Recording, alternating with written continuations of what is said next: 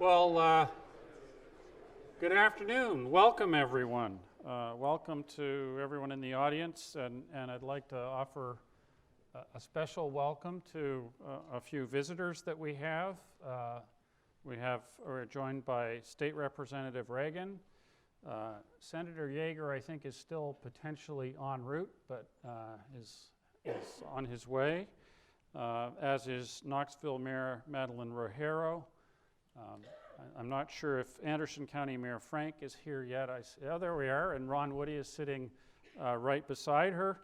We're also joined by Oak Ridge City Councilman Callison, Dodson, and Hope, and City Manager Mark Watson. So thank you for joining us in this recognition, and also one of our Eugene P. Wigner Distinguished Lectures in Science, Technology, and Policy.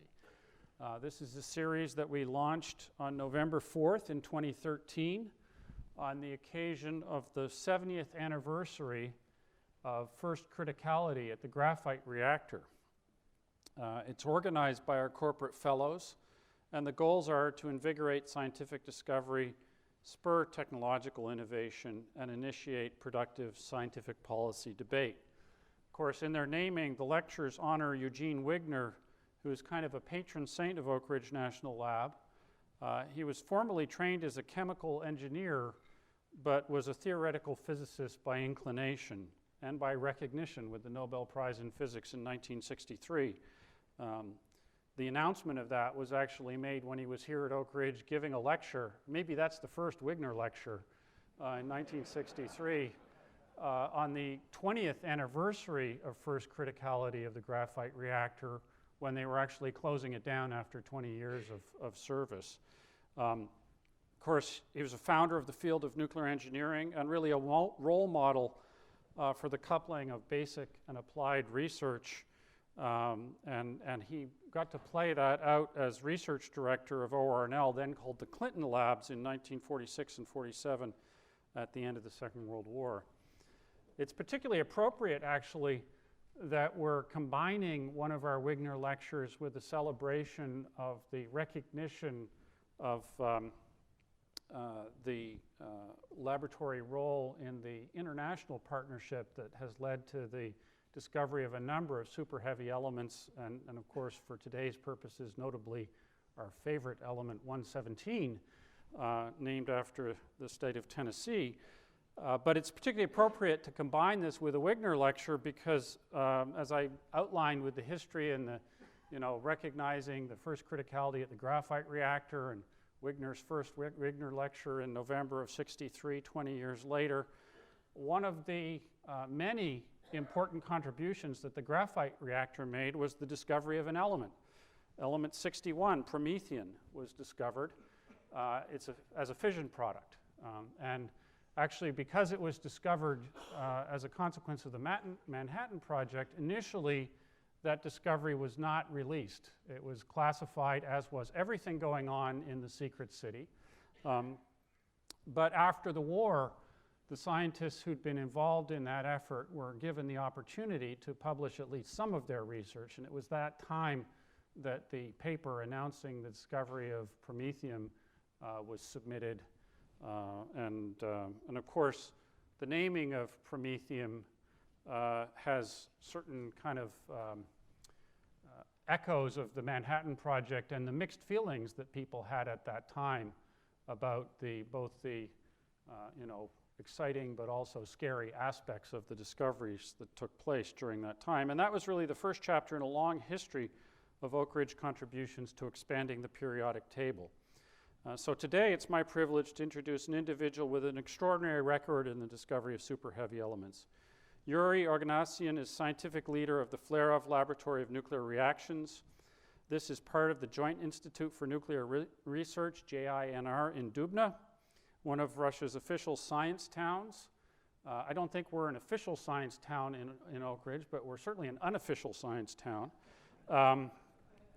Dr. Oganessian joined the Flerov Laboratory in 1957 to lead the team constructing the U-300 heavy ion accelerator, and he spent his career at JINR. He's known internationally for his work in nuclear physics And of course, in particular, he's recognized as a world leader in synthesizing superheavy elements and investigating their properties.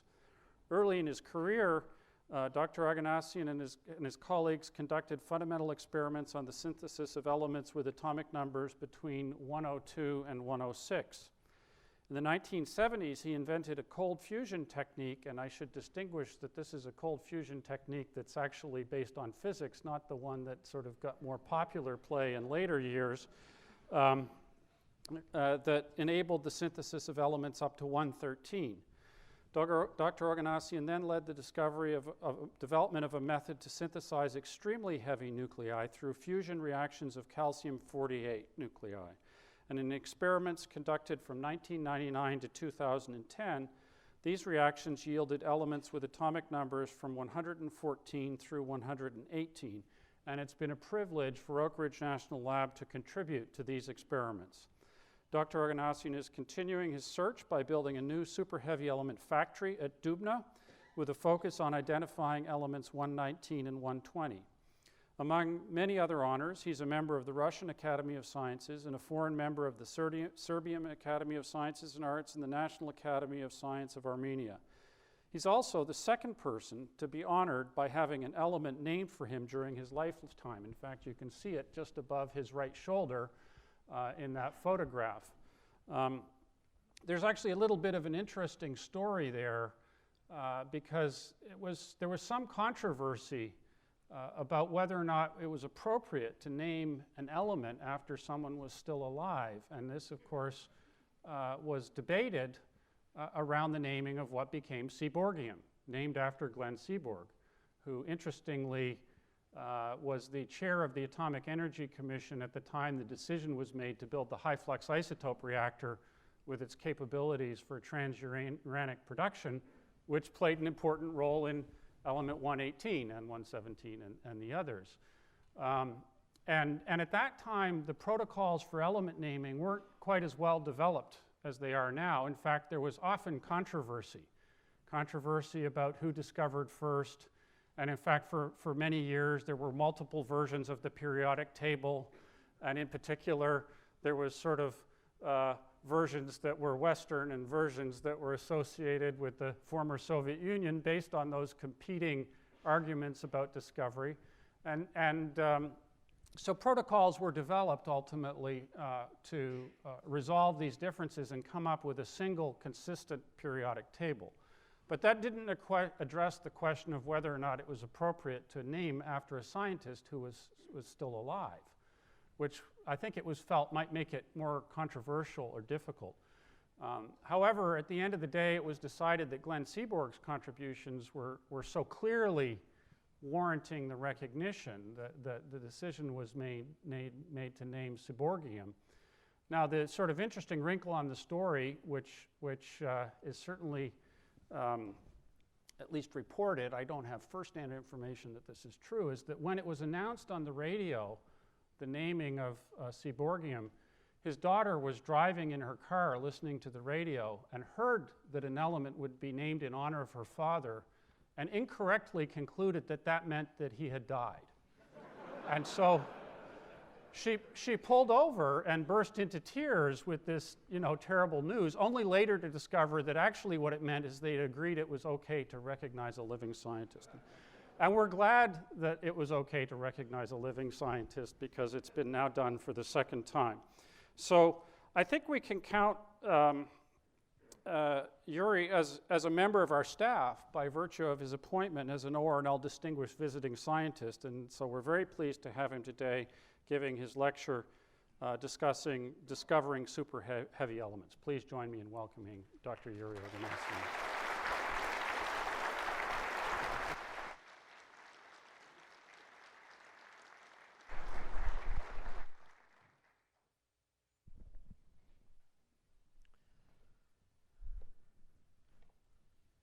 Afternoon, ladies and gentlemen. This is my second time when I give a lecture in the front of the distinguished people of the Oak Ridge National Laboratory. First time was when you got 50 years. Now, in occasion of discovery, tennessine, element 117. Among all superheavy elements, it is one of the lively child.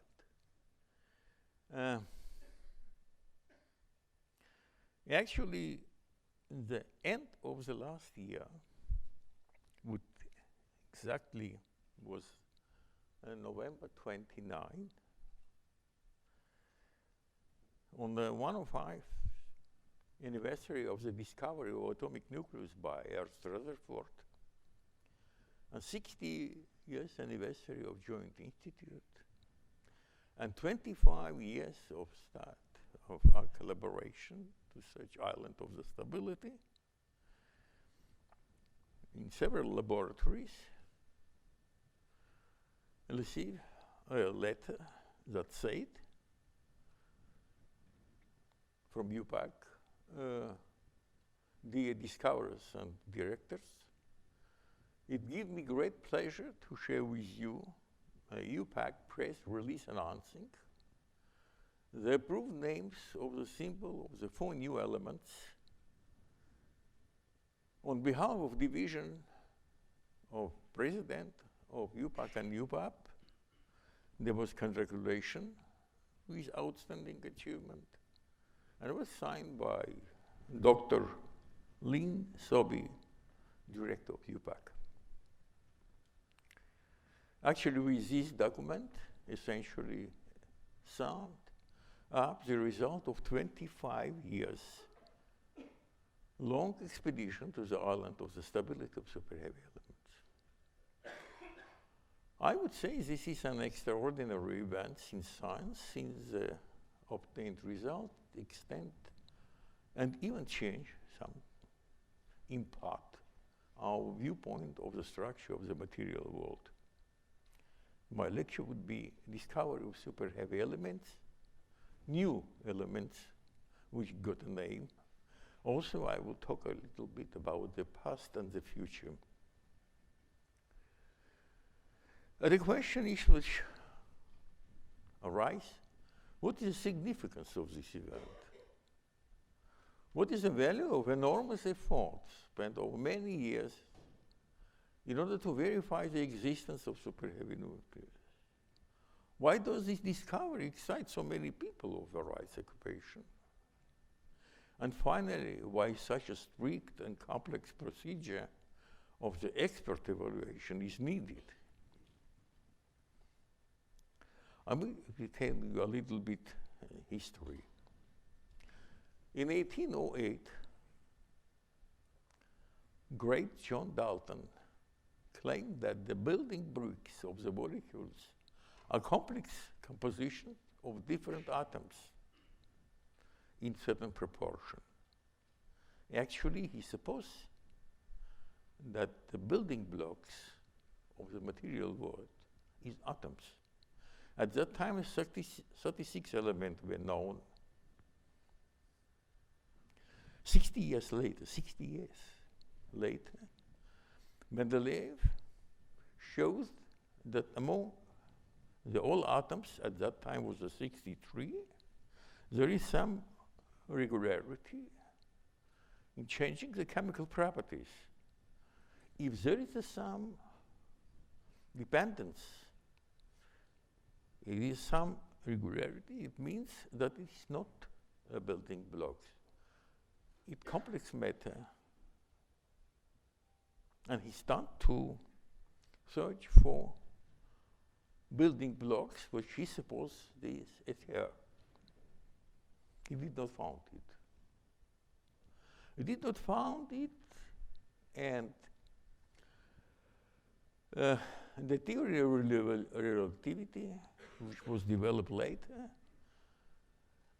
shows that it was not be necessary. I mean, such assumption about it here. 40 years later, Rutherford shows that really atom has a complex structure, consists from the nucleus and the electron around, which moves a large distance. And it becomes clear at this moment that existence of atoms is limited by stability of its nucleus. Also was shown if you want to make transformation from one element to another one, you have to change nucleus. As for the nucleus, George Gamow in 1928 proposed the model we call the liquid drop model. He assumed that atomic nucleus may be similar to a drop of the positively charged liquid. So actually it was, in this respect, classical model, macroscopic, a small object like nucleus, you want to present like big drop. 1929, neutron not yet be discovered at that time. But nevertheless, this beautiful microscopic model allowed him to develop a theory of alpha decay, 1928, to allow to von Weizsäcker wrote his famous formula for binding energy of the nucleus, 1933, and to the Bohr and the Wheeler developed the theory of nuclear fission, 1939. That would be very much important. And now the problem can be formulated a different way. How large can be the drop of the liquid? What is the maximum number of proton and neutron bound in nucleus? What determines the limiting mass of the nucleus? I want to give the answer immediately, nuclear fission. Nuclear fission because, according to Bohr and the Wheeler, who developed, this theory of fission based on the liquid drop model, heavy nucleus exists because there is some barrier. When it deforms, the barrier protects the nucleus from the fission. When the charge of the nucleus increases, the barrier height decreases. At a certain moment, when the barrier height becomes to be zero, at a finish, nucleus is completely unstable. Even spherical nucleus is completely unstable against fission. This is the end. And according to Bohr and the Wheeler, this end comes for the element heavy 100. Meanwhile, in 1939, it was really famous year for the physics. Bohr and Wheeler mentioned that nucleus can decay without pass through the top of the barrier, just penetrating, as we call tunneling through the barrier. It takes, for uranium, for example, 10 to the 16 years, which it immediately, in 1940, was shown by Florov-Petershak in St. Petersburg. Again, now, when the barrier decreases, the penetration is increased rapidly, and you come, to a situation which is a limit. Very soon, for the element more than 100, and the decay time could be 10 to the minus 19 seconds. So 6 MeV barrier protect uranium 10 to the 16 years. But when the 6 MeV barrier removed, then it decay immediately 10 to the minus 19 seconds. A difference is 42 orders of the magnitude.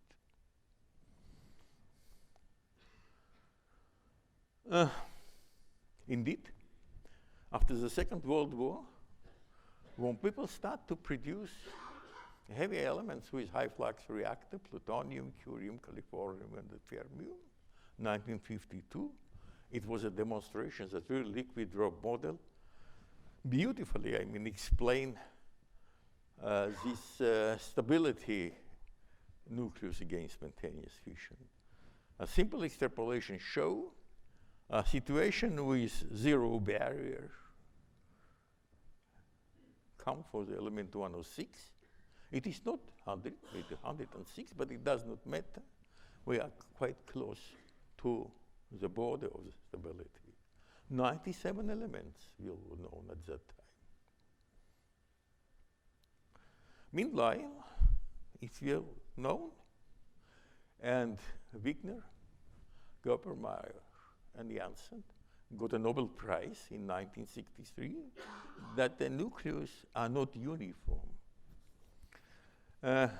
Nucleus matter is not amorphous matter completely, because there is some nucleus which are more bound than predicted liquid drop, another nucleus which is less bound. More bound nucleus is strictly correspond to certain number of neutrons and protons, which we call the magic number. Magic number is 2, 8, 20, 28, 50, 82, and 126. A nucleus which has a 2 times the magic protons and neutrons, we call it a double magic nucleus. Heaviest nucleus, double magic, is lead. A lot of lead. But lead is stable element because it's double magic. Without this effect, it could be radioactive with no lead.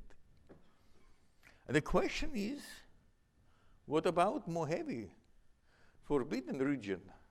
How works this effect? And people start to calculate in the end of the 60s. And they mention, okay, it should be element 126 with enormous neutron number 184. That would be double magic nucleus. But another theory say, okay, but 114, not 126. Another say, no, it is 120. Another says, no, it's 122, 124. So actually, at that moment, people start to think about what could be. I mean, this completely be the region. In 1975, Bohr, Mottelson, and Rainwater got a Nobel Prize just to find a method of the calculation, single particle motion in nucleus and collective behavior of the nucleus. Very important was that to the classical liquid drop, you may make a correction, which, let's say, shell correction, proposed by Strutinsky, who showed that when the nuclei are deformed, effect of the magicity not wash out, it change and still play very important role in the stability of the heavy nucleus. Actually, 106, which is maybe the last one, on Decay, with time 10 to the minus 19 second.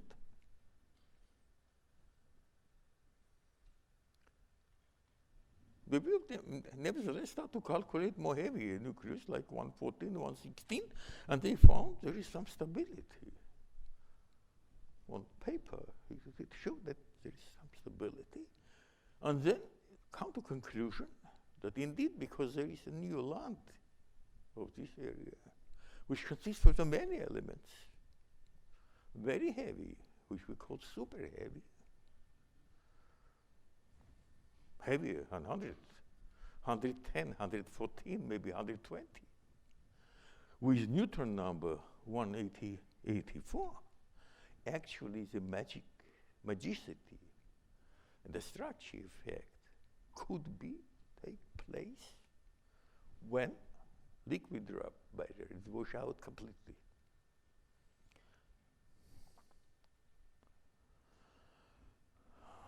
How is half-life of this nucleus? It could be, it very much depends how far we are from the magic numbers. Just on the top of this island of the stability, it could be million years, maybe billion years, I will show you. And it's completely new imagination of the world. I mean, okay, now the material world is continent which consists from the stable elements, peninsula, which contains uranium and transuranium element, you know very well, producing with your high flux reactor. And then you go the far, you may see the island. The limit of existence of the material would push out to the very heavy elements. And all other is sea of the instability, because other combinations, the proton and neutrons, does not give any stability at all. Calculation which was made, theories like Nix from Los Alamos and Randrup from Berkeley, indeed show such increase. And you see the age of the Earth, and nucleus may have a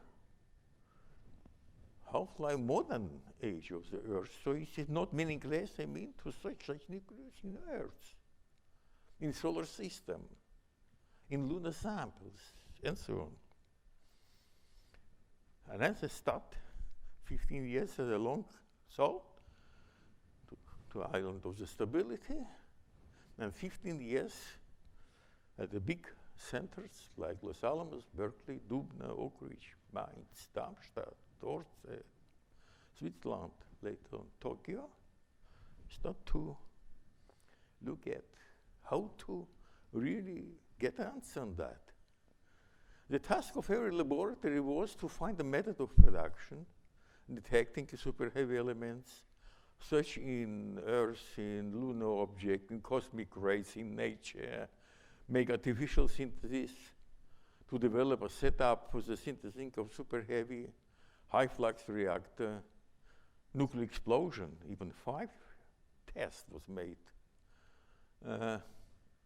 Powerful accelerator of the heavy ions, develop of the setups, separated detectors, spectrometers, chemical methods.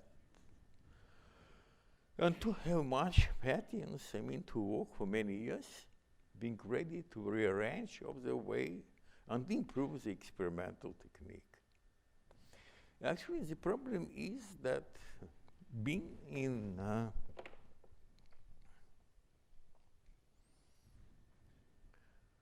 here, a continent left, and Bismuth Peninsula, which is thorium and the uranium, and very far the island, predicted by theory, and how to sail. You have to find a ship, the reaction, how to produce it, a neutron capture, for example, on the ground explosion, does not give it. I mean, we come to the neutron number 162, but we need 184. The fusion reaction with the light ions make only halfway.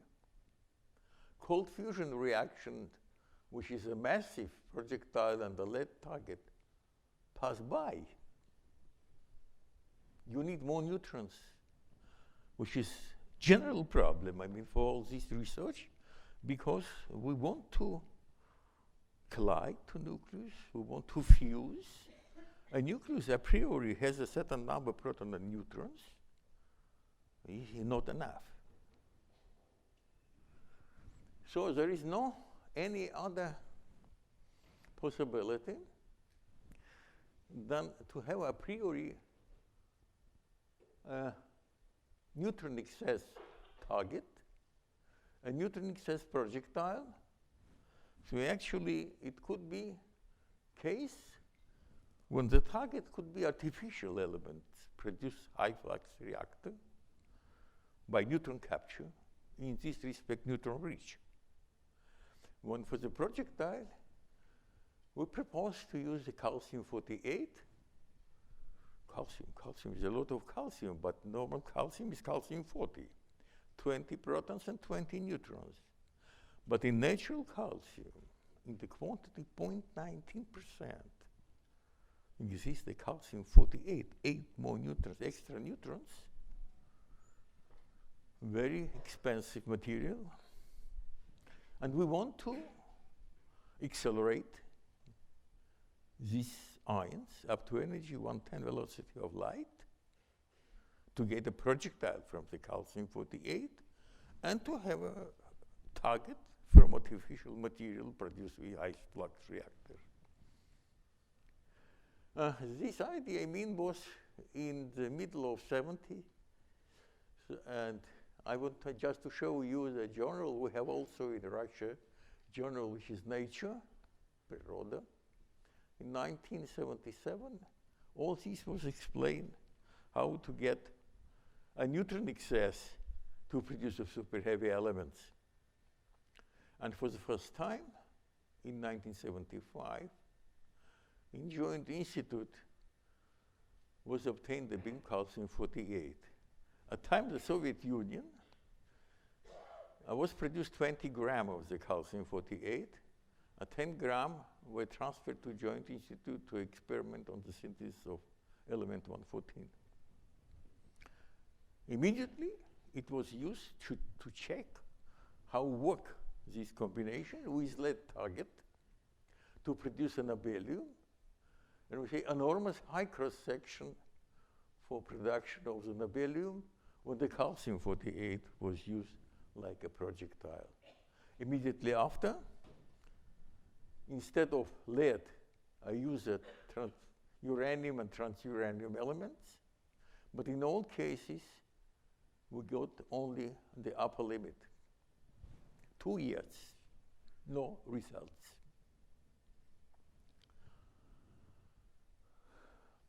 Five years later, another big collaboration of GSI Darmstadt, Berkeley LBL, University of Mainz, Los Alamos, Switzerland, make 8 big experiments with calcium-48 in the curium, and also got only upper limit. 2 negative sessions make a great pessimism among the people. It was really the time of the Big Depression. And the people start to talk that after this, an opinion arises that stability island maybe exists, but this cannot be verified. Here, we not agree with such a view and come to a conclusion that we have tried once more to develop a separator of superheavy nucleus. It was in 1989, the gas-filled separator, the search for the target material, manufacturing this target. This started collaboration with American institution, producing 10th beam of the calcium-48, 1996, and getting ready to long-term experiment. Ion source was taken, the French design, but it was strongly modified for the calcium to reuse the consumption of the calcium. At that time, we produced an intensity 250 microamp of the calcium-48. Recoil separator was our design, and then high flux isotope reactor HIFER at Oak Ridge, and the electromagnetic mass separation at Livermore was a really key point to get a target material. And we established a collaboration between first with Livermore National Laboratory. The two laboratories which situated in the opposite part of the globe. The time difference between us, 11 hours. Nevertheless, we started this collaboration, and we're happy, for this common work. Finally, in 5 years, we come to the sensitivity 2 or 3 orders of magnitude less, bigger than it was in previous experiment. And first reactor, plutonium-244 and calcium-48, what used to produce superheavy elements. At that time was known elements up to 112. 110, heaviest nucleus was half-life 170 microsecond. 112 would even out 0.7 millisecond. But that is because the shell effect is here, I mean, for the foam nucleus. We are talking about superheavy nucleus. And we came first time here with curium 248 and plutonium 244, and so such a decay, like alpha, and the spontaneous fission. For each decay, it was measured the half-life, and then we may compare what role play neutrons. We come from, at the level 110, from 170 microsecond to 11 second, 5 orders of the magnitude rise. But the level 112 for 0.7 millisecond for half minutes, again 5 orders of magnitude. First time, 114, which is a half-life 2.5 second. And curium and calcium 48, 60 milliseconds, so on. The obtained result, fortunately, was very well situated with a theoretical prediction. And you see, I mean, the type of decay and the half-life, which shown here. This is the neutron and the protons. Yellow filled alpha decay, a spontaneous fission is green. And you see that decay, you have indeed alpha decay until we touch the green field. Immediately it finished by spontaneous fission. Also for this case.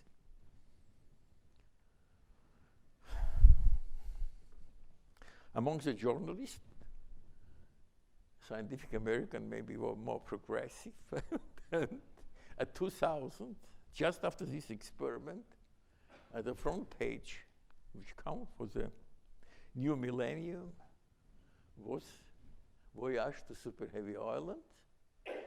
Indeed, I would say, after this experiment, this island became to be visible. 15 years later, it was quite easy to produce 6 isotopes of element 114, 4 isotopes of element 116, and 1 isotope of element 118. And now we are working to get a more isotope of 118. Moreover, indeed, the cross-section here jump up because a nucleus, superheavy nucleus, has a high fission barrier, and the difference between calcium-48 induced reaction and cold fusion reaction become to be several orders of the magnitude. Odd isotope is interesting because odd number of proton or neutron is suppress spontaneous fission, and decay change become longer, which we obtained in neptunium calcium and americium calcium induced reaction. The idea was to produce 117. In case of berkelium and calcium 48, not easy because berkelium has a half-life only 320 days. So we have to produce this berkelium. You have to make a target, you make irradiation, all for that 300 days. There is some story about berkelium and the calcium 48. I took it from the Chronicle of Oak Ridge. When after my talk at Oak Ridge at the 50 years anniversary, and when we meet Joe Hamilton, me and Roberta, and coordinate the planning of the experiment. And then we got, Department of Energy authorization for Californium separation for the berkelium. And then agreement was signed. And then you see, I mean, we start really to work at January 2009. Experiment began at July 2009. We do fast. Berkelium was produced in a hot cell, separated. This is production, 1 year work of the reactor, 50 curie, and 22 milligram of the berkelium 22 milligram per year. It was deposited on rotating target at a thickness 350 microgram, not milligram, microgram per centimeter square. The target was put at the front of the recoil separator, would reject them in projectile type ions and unwanted other reactor product. This separator is able, I mean, to select evaporation residues after fusion, target nucleus and the projectile nucleus, one event among 1 trillion another reaction decay product, to select it and to see a decay. And that is a heavy ion accelerator, Dubna, was used for the first calcium-48 beam. And this is, I mean, 50 days, this is the days intensity of the calcium-48, 1 particle microamps, which was a world record during the 10 years. After 50 days, this team, Joint Institute, Oak Ridge, Vanderbilt, Livermore, University of Nevada, and Research Institute in Dimitrovgrad, have obtained 4 events. A decay, first time element 117 at the high energy. Another 50 days, was explored for the low energy and see another isotope of element 117. In the physical review letters, I was the first publication we show here. All the people who participate, this is 32 people in this experiment, I mean, really come to be co-authors of this discovery. 4 articles was published.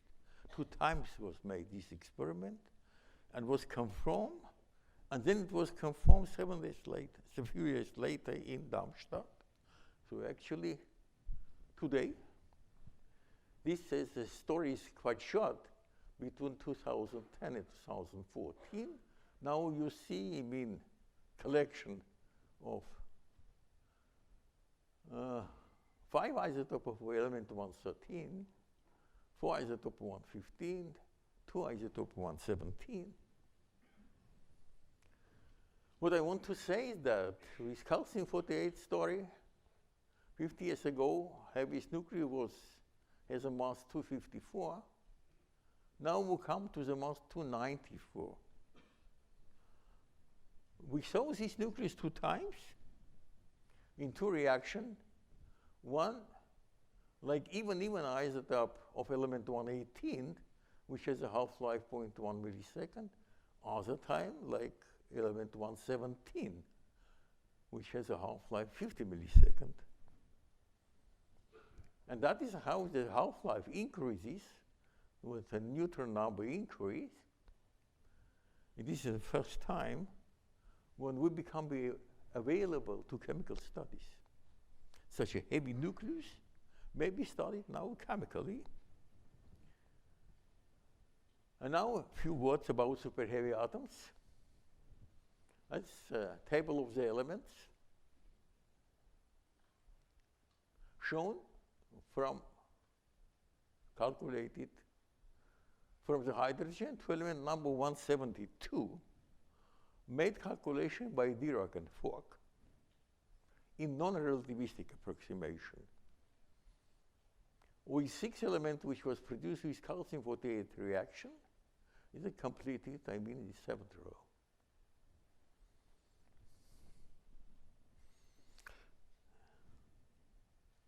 is that correct? I mean, to put superheavy element here. It is still the open question, because when it comes to the more heavy nucleus, the velocity of electron increases like z square and become very close to velocity of light, and then we will have a relativistic effect. So roughly talking, the mass of electron increases. It could be taken in account, which not taken by Dirac and Fock.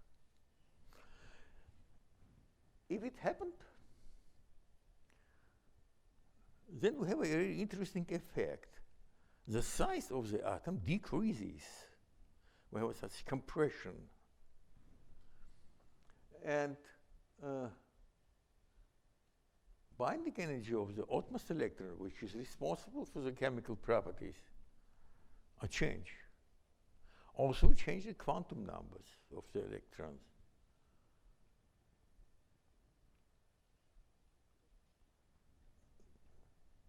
We may be worried that the periodicity, which we have in periodic table, would finish when the relativistic effect will increase.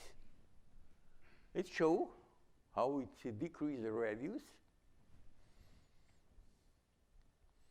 And the first experiment about the chemical properties of superheavy for element 112 was made really in Dubna, looking for the compound mercury and gold, which is known like amalgam of mercury, and 112 and gold.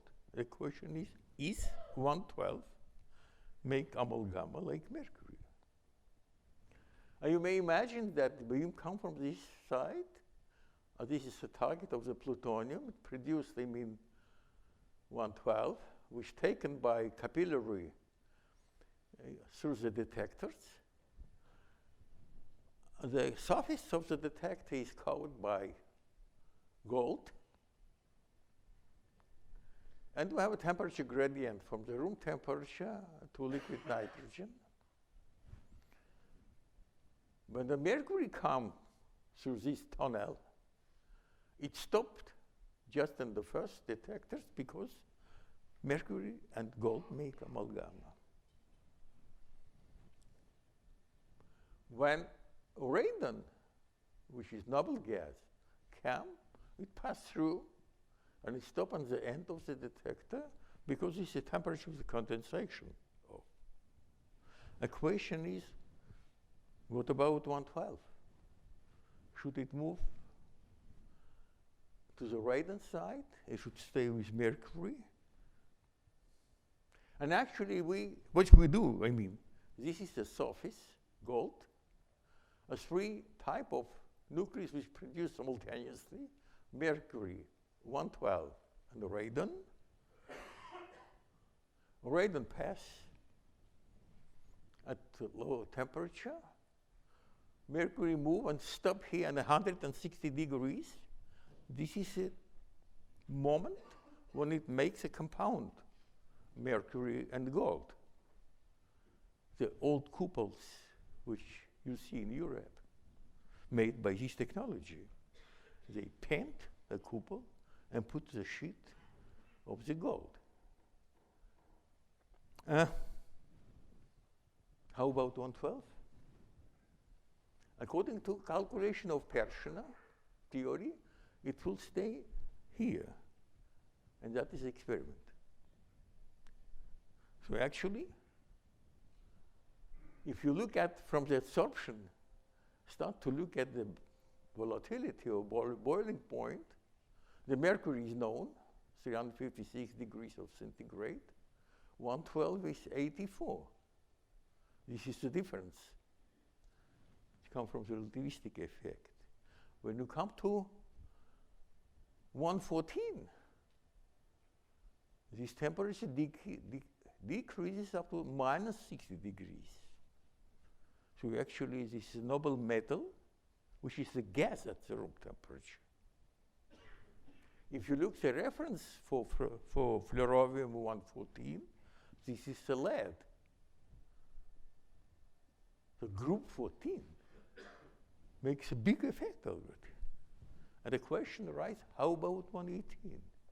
Could be 118 a noble gas, as was predicted by non-relativistic theory, or it will shift from this position, be not noble.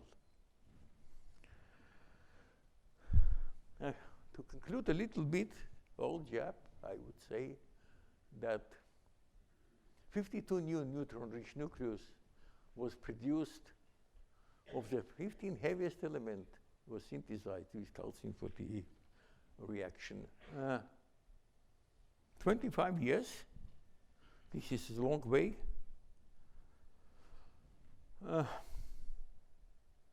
Some old people removed, some young people came. This is the life. But during all this long life distance, I would say that we had a support of the many people. One of these people, one of them, among us, Tim Hallman. And he really made a not only administrative contribution, but also moral contribution. We thank him very much, Tim, very much indeed, from the all authors of this experiment.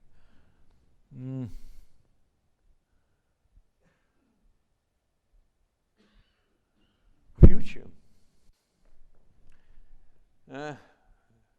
Calcium-48 was in and actinide was really very nice, combination to produce the element from 112 or 118.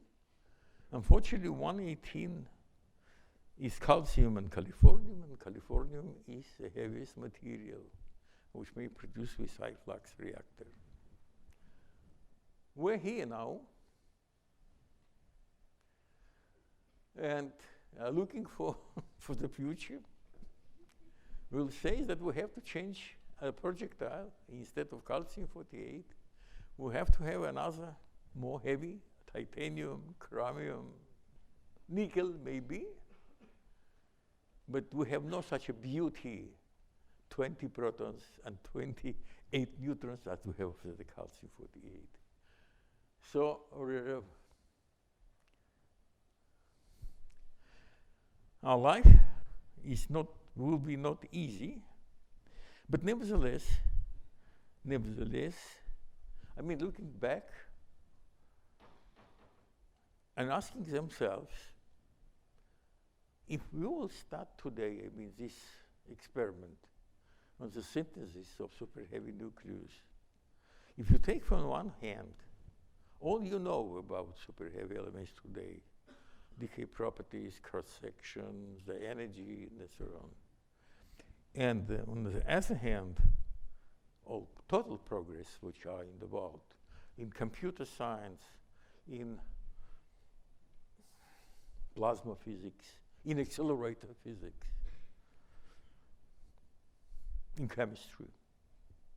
And I put together how much you can get. A such estimate, which I made the people agree with me, fact 100. We may increase the sensitivity of the experiment 100 times. And I want to few words.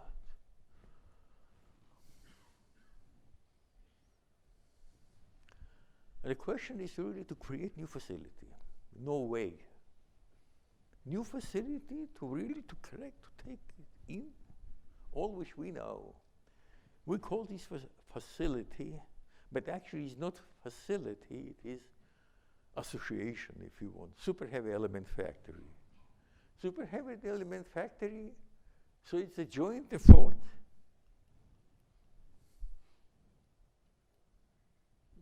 Joint efforts which we have to improve the isotope production, separation. We have to have a new accelerator more powerful than we have, calcium.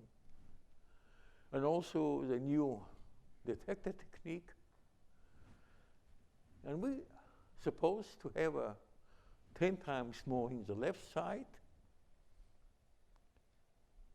10 or 20 times more from the new separator, to the new accelerator, factor 3 or 5 is closely linked to the intellect of the experimentalist.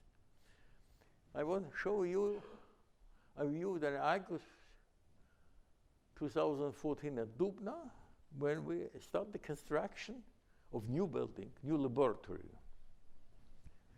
You may see position of accelerator, 5-channel. We believe that this channel will be our common channel, for the experiments. And that will be hot chemistry here. So actually all these big building is the second class of experimental building.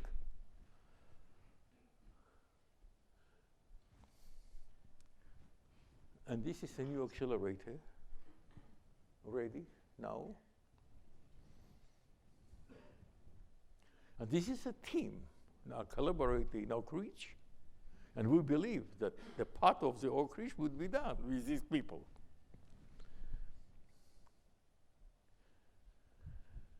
Congratulations, ladies and gentlemen.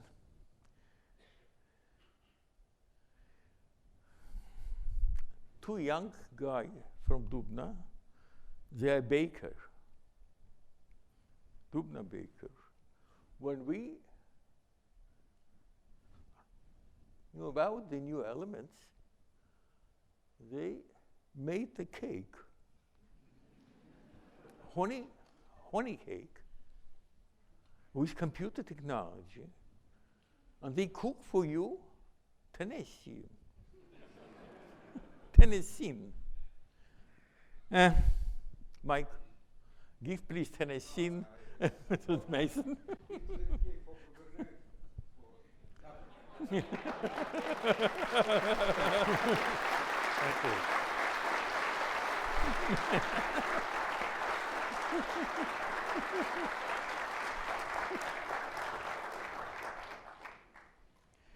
Of course, I mean, there are many people involved in this experiment. I would say this is, I mean, if you do the all collaboration which we have here in state in the Europe. Thank you very much. Thank you. We can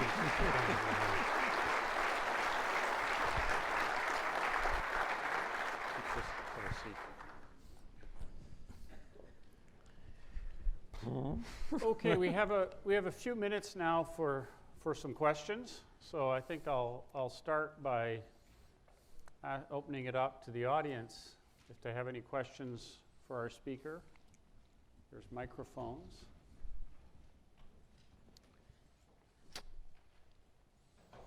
Yes.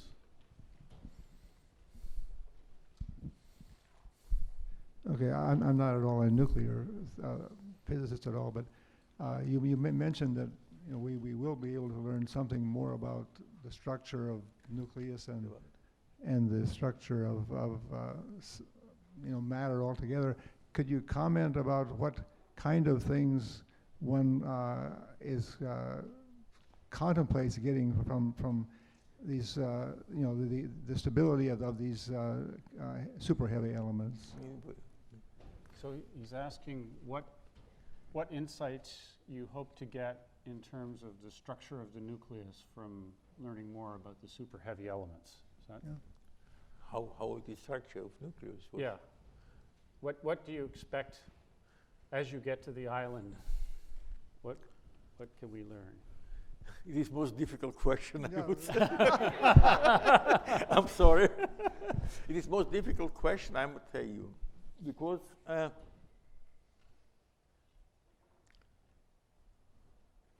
maybe it would be first and the last island. Maybe not, because it strongly depends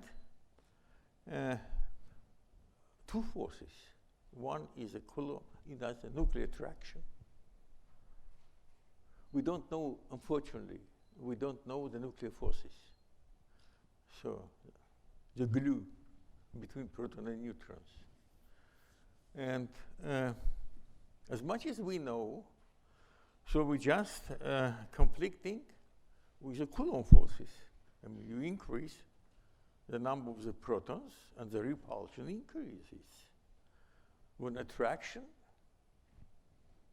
is more or less the same, because as much as we know what is the density of protons and neutrons. But if the size of the nucleus will be increased a little bit, then Coulomb energy will decrease. Then we still have a chance to come to the higher Z. This part is unclear. This is unclear yet.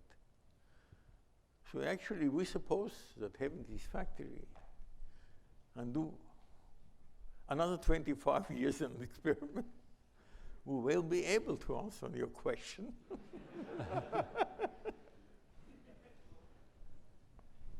Other questions?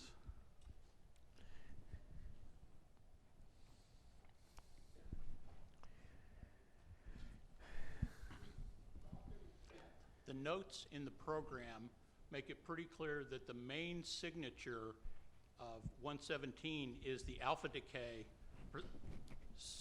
so that you see 117, 115, 113, 111 at known time intervals. Is that correct? So my question is, are there other techniques that would verify that apart from the timing of your alphas? So I guess he's, I'll try and paraphrase.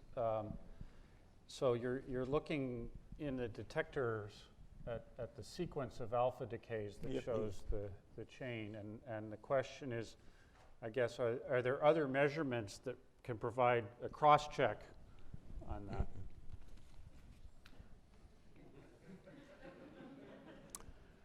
that? In the region where we are working now, the main mode of the decay is alpha decay and spontaneous fission. Actually, this is competition between them. When we see alpha decay, means that fission is suppressed. Existence of nucleus come from the fission, spontaneous fission. And if you have a 1, 2, 3, 4 decay, it's still alphas, not fission.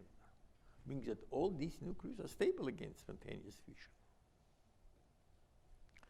But I want to tell you that neutron number which we have in our decays, in best case, 177 when shell 184. For each neutrons, we have 1 order of the magnitude in half-life. We have to find a way how to move closer to the shell. Then new mode of decay will come up, like a beta decay, electron capture. Will not enough neutron reach? This is the answer.